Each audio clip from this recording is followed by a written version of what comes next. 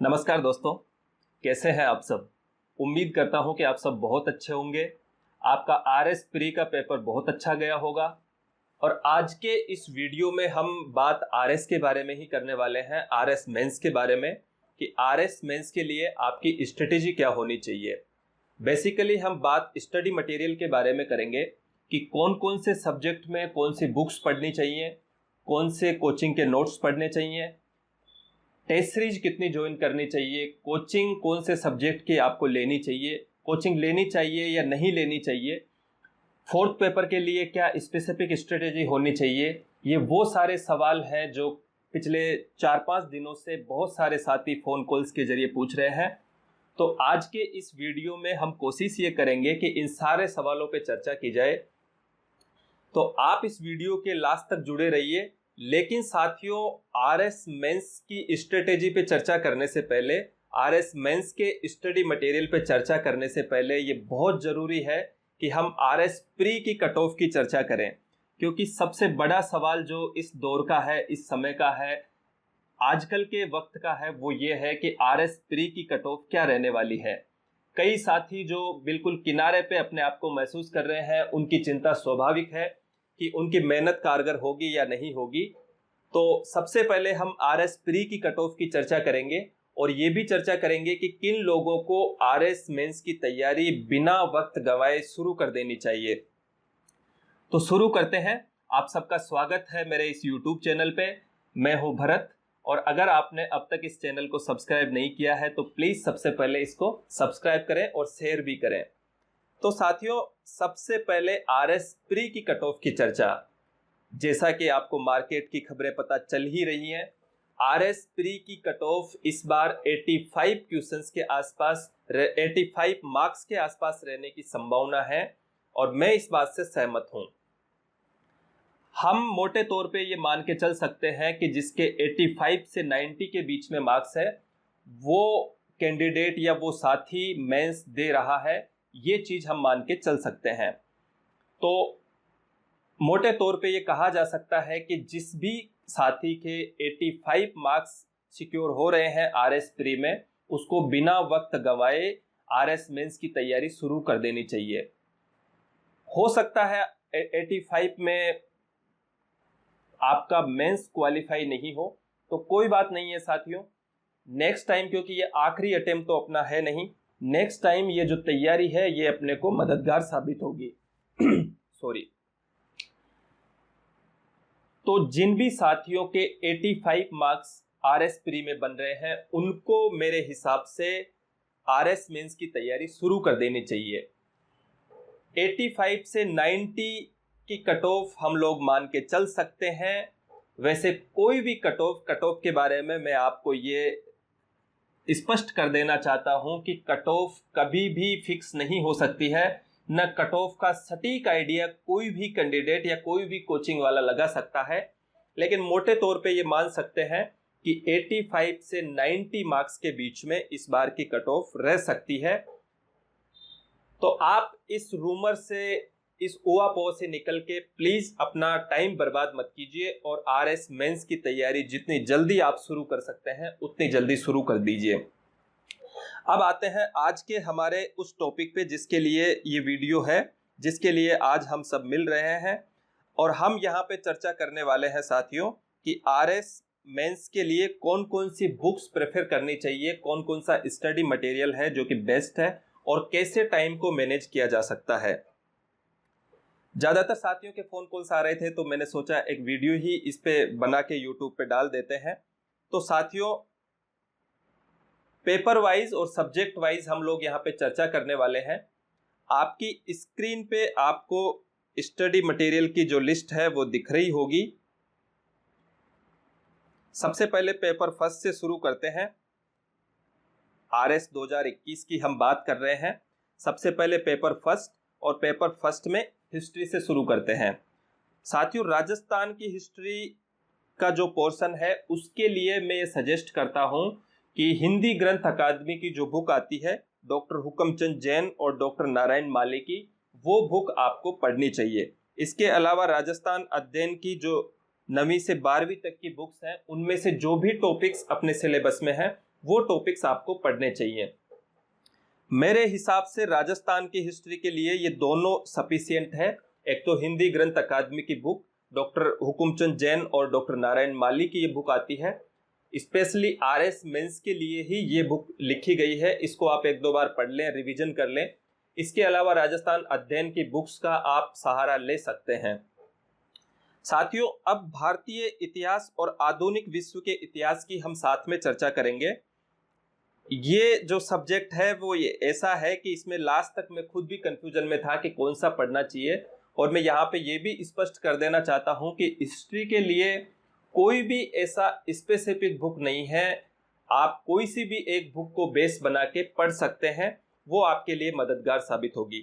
जैसे कि मैंने हिस्ट्री के लिए VMOU Vardhman Mahaveer open university की बुक्स पढ़ी थी, लेकिन मैं ये आपको रिकमेंड इसलिए नहीं करता हूँ क्योंकि ये बहुत लेंदी है और टाइम टेकिंग है। हमारे पास इस बार RS मेंस के लिए बहुत कम टाइम मान के चल सकते हैं हम कि 3 से 4 महीने का टाइम लगभग हमें मिलने वाला है। तो VMOU की जो बुक्स है वो मैं आपके लिए रिकमेंड नहीं करूंगा। आप कोई सी भी एक बुक को हिस्ट्री के लिए बेस बना के उसे पढ़ सकते हैं। इसके साथ में कुछ एड ऑन्स आपको करने होंगे तो वो आप करते ही रहेंगे। जैसे कि NCERT की बुक्स आप इसके लिए पढ़ सकते हैं और राजस्थान बोर्ड की बुक्स भी आपको इसके लिए पढ़नी है। जो भी सिलेबस में टॉपिक्स है, अनावश्यक टॉपिक्स पढ़ने से तो बचना ही है। बहुत ज्यादा अनावश्यक टॉपिक पढ़ने से अपना नुकसान होगा, फायदा उसमें कुछ नहीं है। इसके अलावा साथियों ये इंपॉर्टेंट है, ये एक अच्छी बुक है, प्रथम प्रकाशन की बुक है, जो राजस्थान पैनोरमा जिस प्रकाशन से प्रकाशित होती है उस प्रकाशन की ये बुक है। और मेंस के लिए प्रश्नोत्तर फॉर्मेट में ये बुक है, क्वेश्चन आंसर के फॉर्मेट में। इसमें राजस्थान की हिस्ट्री है, इंडियन हिस्ट्री है और वर्ल्ड हिस्ट्री है। ये बुक आपको जरूर पढ़नी चाहिए मेरे हिसाब से, क्योंकि इससे एक तो आपको आंसर राइटिंग का आइडिया हो जाएगा और साथ ही आपकी तैयारी भी इससे अच्छी हो जाएगी। तो ये हिस्ट्री का वो मटेरियल है जो मैंने पढ़ा है और मैं समझता हूं कि किसी भी कैंडिडेट के लिए ये सफिशिएंट है। NCERT और राजस्थान बोर्ड में आप जरूर जो चीजें आपको कंफ्यूजन की लग रही हैं उनको आप देख सकते हैं। अब बात करते हैं इकोनॉमिक्स की, जो कि फर्स्ट पेपर का सेकंड पोर्शन है। भारतीय अर्थशास्त्र और वैश्विक अर्थव्यवस्था के लिए मैं आपको ये सलाह देता हूं कि आपको किसी भी इंस्टीट्यूट में कोचिंग कर लेनी चाहिए। इसमें क्या है साथियों, कई सारी कंसेप्चुअल चीजें रहती हैं जो सेल्फ स्टडी से हमारे समझ में कई बार नहीं आती हैं और कोचिंग से वो चीजें कंसेप्ट क्लियर हो जाते हैं। तो मैं ये सलाह देता हूं, मेरी ये व्यक्तिगत राय है कि इकोनॉमिक्स में आपको कोचिंग कर लेनी चाहिए। इसके अलावा कोचिंग के जो नोट्स है उसको न्यूज़पेपर और अन्य सोर्सेज जैसे ऑनलाइन सोर्सेज हैं उनसे आपको अपडेट रखना चाहिए। इसमें क्या होता है, जैसे आप इकोनॉमिक्स की कोचिंग कर रहे हैं तो किसी भी टॉपिक के बाद में आप 3-4 पेज खाली छोड़ के चलिए। बाद में जब आप न्यूज़पेपर्स या ऑनलाइन सोर्सेज से उसमें कुछ अपडेट करना चाहें तो वहीं साथ में लिख लें, तो रिवीजन के समय वो चीज़ें ज़्यादा फायदा करती हैं। इसलिए इकोनॉमिक्स के लिए मैं कोचिंग के रिकमेंड करता हूं कि इकोनॉमिक्स के लिए आपको कोचिंग कर लेनी चाहिए और ये जो नोट्स हैं इनको अपडेट रखना चाहिए। राजस्थान की अर्थव्यवस्था हमेशा के लिए ऑलराउंडर है, आर्थिक समीक्षा ही पढ़नी है, अच्छे से पढ़नी है। उसमें आपको क्वेश्चन आंसर के फॉर्मेट्स खुद बनाने हैं। हर टॉपिक में, हर सब्जेक्ट में, राजस्थान इकोनॉमिक सर्वे की बात कर रहे हैं, प्रत्येक टॉपिक में आप खुद क्वेश्चंस बनाएं कि क्वेश्चन फ्रेम करें कि यहाँ से क्वेश्चन बन सकता है, उसका अच्छा सा जवाब लिखने की कोशिश करें। और इसके अलावा कोई सा भी एक प्रादेशिक राजस्थान समाचार पत्र आप पढ़ सकते हैं, जैसे कि राजस्थान पत्रिका है या दैनिक भास्कर है। अगर आप इंग्लिश का न्यूज़पेपर पढ़ते हैं तो टाइम्स ऑफ इंडिया आप पढ़ सकते हैं, राजस्थान के लिए ठीक है। द हिंदू में राजस्थान से संबंधित सूचनाएं कम आती हैं, इसीलिए टाइम्स ऑफ इंडिया आप पढ़ सकते हैं। फर्स्ट पेपर के थर्ड पार्ट की बात करते हैं। सबसे पहले समाजशास्त्र की बात करते हैं। उत्कर्ष के नोट्स आप इसके लिए पढ़ सकते हैं। जो सर वहां पे पढ़ाते हैं उनका नाम अभी मैं मिस कर रहा हूं, लेकिन उनके नोट्स अच्छे हैं, वो नोट्स आप पढ़ सकते हैं। और ऑनलाइन कंटेंट से आप इन नोट्स का इम्प्रूवमेंट कर सकते हैं। जो भी चीजें आपको कम लगती हैं वो आप इसमें से इम्प्रूव कर सकते हैं। तो इसके लिए मैं आपको सजेस्ट करता हूं कि उत्कर्ष कोचिंग के नोट्स आप इसमें पढ़ सकते हैं। कोचिंग की कोई मेरे हिसाब से जरूरत नहीं है, नोट्स इसके लिए सफिशिएंट है। मैनेजमेंट और अकाउंटिंग एंड ऑडिटिंग, इसके लिए आपको एनसीईआरटी और आरबीएसई की कॉमर्स बुक्स पढ़नी है। बहुत ज़्यादा इधर उधर मारामारी करने की जरूरत नहीं है, इसके लिए कंटेंट कम है, लेकिन एनसीईआरटी और आरबीएसई में इसके लिए सफिशिएंट कंटेंट है। 11th और 12th में कॉमर्स की जो बुक्स है उनमें आपको इसके कंटेंट मिल जाएंगे। आप सिलेबस के टॉपिक्स के साथ में सिलेबस के टॉपिक्स को सर्च कर सकते हैं एनसीईआरटी आदि रेफरेंस जो भी वेबसाइट है उनके ऊपर। तो आपको इसके जो टॉपिक्स हैं मैनेजमेंट के, अकाउंटिंग के एंड ऑडिटिंग के, ये आपको वहां पे इजीली मिल जाएंगे। और इसमें आपको यहाँ पे जो लिखा हुआ है self prepared short notes will be helpful. जो चीजें आप ऑनलाइन पढ़ रहे हैं, जैसे कि एनसीईआरटी की बुक्स में पढ़ रहे हैं या राजस्थान बोर्ड की बुक्स में पढ़ रहे हैं, तो आप उनके छोटे छोटे नोट्स बना लीजिए। वो नोट्स आपको लास्ट में जाके बहुत हेल्प करने वाले हैं। इसमें साथियों आपको बहुत ज़्यादा स्पेसिफिक होने की ज़रूरत है। एनसीईआरटी और आरबीएसई की बुक्स आपके लिए बहुत मददगार साबित रहने वाली हैं। आप इनको जरूर, इसके लिए मैनेजमेंट, ऑडिटिंग एंड अकाउंटिंग के लिए आप इनको जरूर पढ़ें। सेकेंड पेपर की बात करते हैं। सेकेंड पेपर में सबसे पहले प्रशासकीय नीति शास्त्र। प्रशासकीय नीति शास्त्र में पतंजलि आईएएस के नोट्स अच्छे हैं। आप चाहें तो वहाँ कोचिंग भी कर सकते हैं धर्मेंद्र सर से। तो पतंजलि आईएएस के नोट्स, और इसके लिए इसके अलावा दृष्टि आईएएस का ऑनलाइन कंटेंट, दृष्टि आईएएस की वेबसाइट पे आप जाएंगे तो मुख्य परीक्षा का एक कॉलम उसमें दिया हुआ है, और उस सेक्शन में आपको फोर्थ पेपर के सेक्शन में ये कंटेंट मिलेगा ऑनलाइन में। फोर्थ पेपर, क्योंकि वहां पे फोर्थ पेपर में है ये, तो आपको कुछ केस स्टडीज भी मिल जाएंगी और कई सारे क्वेश्चन आंसर्स के जो फॉर्मेट है वो भी चीजें आपको वहां पे मिल जाएंगी। तो ये जो नोट्स हैं आप इसको दृष्टि आईएएस के ऑनलाइन कंटेंट से अपडेट कर लें तो एक अच्छा मटेरियल आपके पास में हो जाएगा। इसके अलावा साथियों राजस्थान बोर्ड की जो 11th-12th की दर्शन शास्त्र है उसमें से कुछ टॉपिक्स आप देख सकते हैं। बुक खरीदने की जरूरत नहीं है, ऑनलाइन राजस्थान बोर्ड की वेबसाइट पे ये बुक्स डली हुई हैं, वहां से आपको डाउनलोड करना है। जो भी टॉपिक्स हमारे सिलेबस में है आरएस मेंस के में, वो टॉपिक्स उस बुक में से पढ़ने हैं। सारी किताब पढ़ने की जरूरत कतई नहीं है, क्योंकि न तो इतना टाइम है और न सारी किताब पढ़ने से कोई फायदा होने वाला है।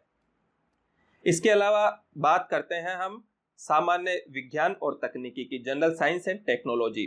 जनरल साइंस की अगर बात करें तो राजस्थान बोर्ड की जो 9वीं और 10वीं की बुक है, अभी मेरे को पता नहीं है कौन सी बुक चल रही है, लेकिन पिछली बार जो बुक्स चल रही थी राजस्थान बोर्ड की वो आपको मिल भी जाएंगी ऑनलाइन। जो आप 2019 या 2020 की बुक्स देखेंगे तो उसमें आपको ये बुक्स मिल जाएंगी, तो वहां पे आप इसको देख सकते हैं। सामान्य विज्ञान के लिए ये सफिशिएंट है राजस्थान बोर्ड की 9वीं और 10वीं की बुक। और टेक्नोलॉजी के लिए साथियों आपको मैं ये सजेशन देता हूं, अगर आप साइंस बैकग्राउंड के नहीं हैं, टेक्नोलॉजिकल बैकग्राउंड के आप नहीं हैं, तो आपको किसी भी इंस्टीट्यूट में कोचिंग कर लेनी चाहिए, ढंग के इंस्टीट्यूट में। इसके अलावा राजस्थान बोर्ड की जो 11th-12th की बुक्स है उनमें भी आपको कुछ कंटेंट मिल जाएगा। बात करते हैं ज्योग्राफी की। पृथ्वी विज्ञान के नाम से ये सिलेबस में लिखा हुआ है। वर्ल्ड हिस्ट्री और इंडियन हिस्ट्री की हम लोग साथ में बात करेंगे। एनसीईआरटी और आरबीएसई की 11th की बुक्स, केवल 11th की बुक्स में हमारा जो टॉपिक्स है वो आपको मिलेंगे। 12th की बुक हमारे लिए बिल्कुल यूजफुल नहीं है। तो 11th की जो बुक है एनसीईआरटी की भी और राजस्थान बोर्ड की भी, उसमें ज्योग्राफी से रिलेटेड टॉपिक्स मिल जाएंगे। ये जो मैं आपको टेक्स्ट बुक्स बता रहा हूँ राजस्थान बोर्ड की या एनसीईआरटी की, इनमें साथियों 80 से 90% सिलेबस हमारा मिल जाता है।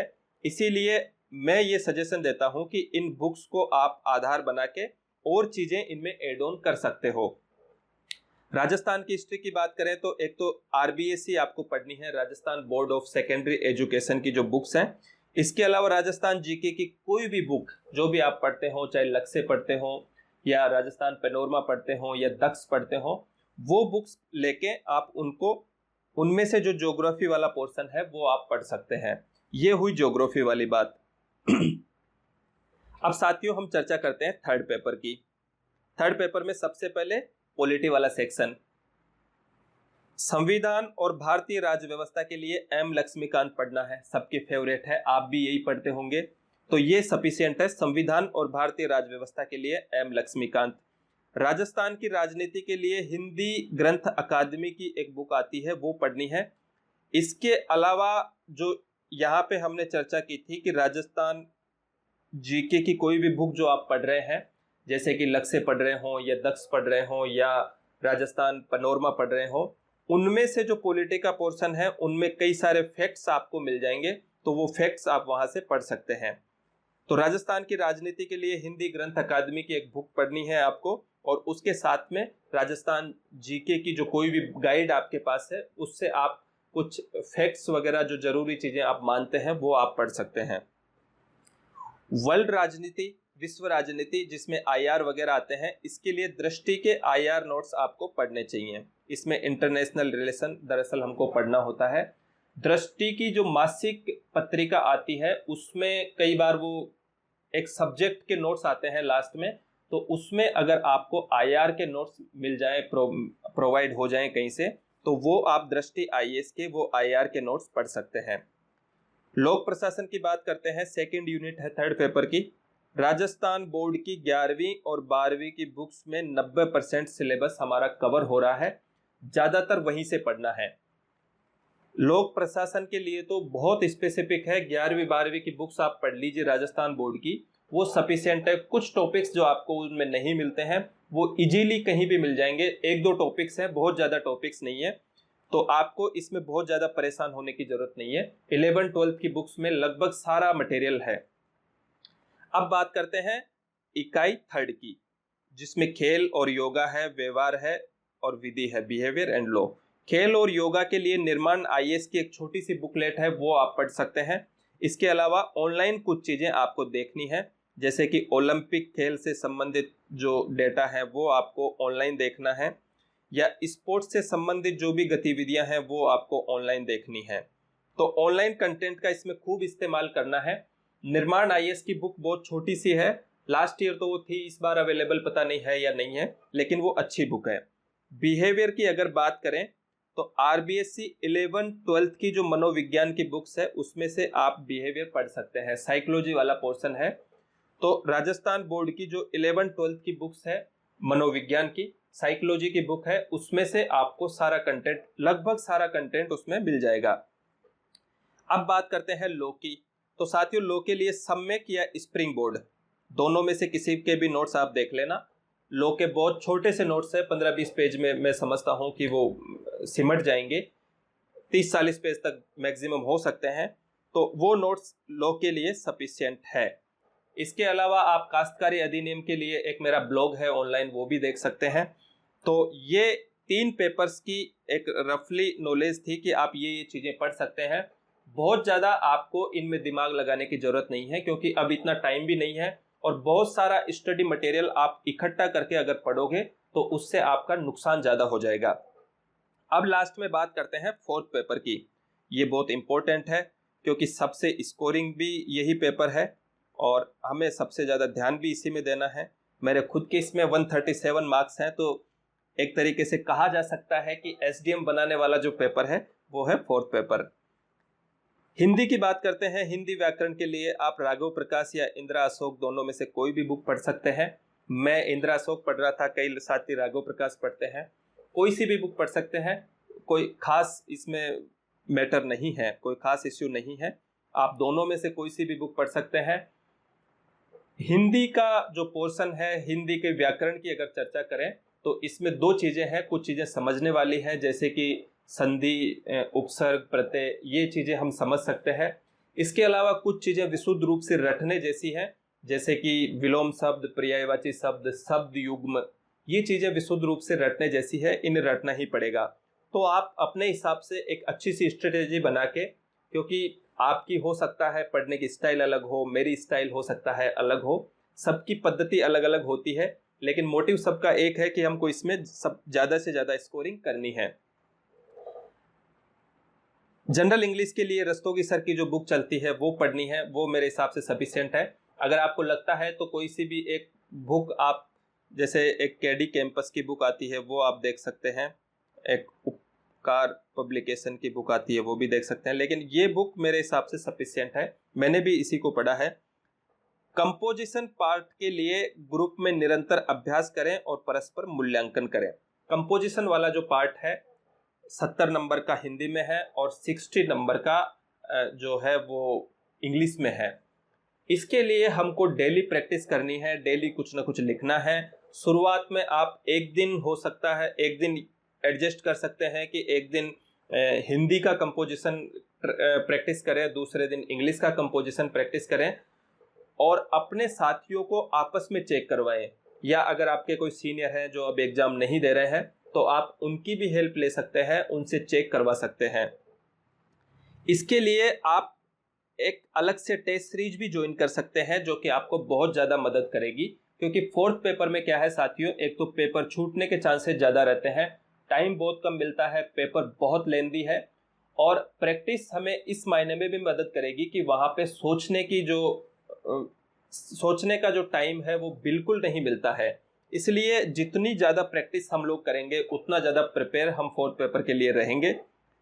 तो फोर्थ पेपर के लिए प्रैक्टिस बहुत ज़रूरी है, सबसे ज़्यादा ज़रूरी। वैसे तो कर चारों पेपर्स के लिए प्रैक्टिस बहुत ज़रूरी है, लिखने का अभ्यास चारों पेपर्स के लिए ज़रूरी है, लेकिन फोर्थ पेपर के लिए जितनी ज़्यादा प्रैक्टिस या जितने ज़्यादा टेस्ट हम लोग देंगे उतना ज़्यादा फायदे में हम लोग रहेंगे। इसके अलावा साथियों एक AFEIAS.com साइट है, उस पर न्यूज़पेपर क्लिपिंग्स के नाम से आपको एक सेक्शन मिलेगा। उसमें आप डेली जो आर्टिकल्स अपलोड होते हैं, लगभग 8-10 आर्टिकल्स अपलोड होते हैं, जिसमें से 3-4 इंग्लिश के रहते हैं, 2-3 हिंदी के रहते हैं। आपको सेलेक्ट करके 2 आर्टिकल इंग्लिश के, 2 आर्टिकल हिंदी के जरूर पढ़ने हैं। इससे 2 चीज़ें होंगी, एक तो आपके करंट अफेयर्स अपडेट होंगे, तीनों पेपर्स में वो आपकी मदद करेंगे। इसके अलावा फोर्थ पेपर का जो कंपोजिशन पार्ट है वो भी आपको मदद करेगा।